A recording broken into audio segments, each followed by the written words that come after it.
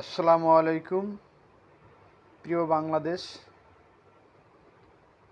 আমাদের দেশে 53টি রাজনৈতিক দল রয়েছে নিবন্ধিত।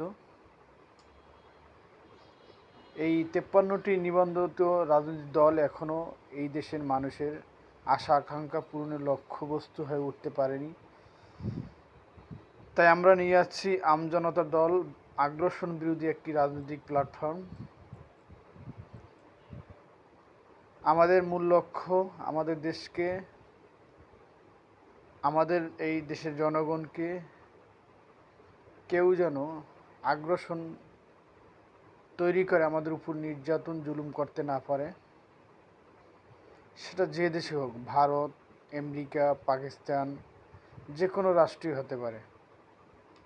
সেই লক্ষ্যে আমাদের এই আমজনতা দল গঠিত হয়েছে এবং দীর্ঘদিন ধরে ফ্যাসিস্ট আন্দোলন থেকে শুরু করে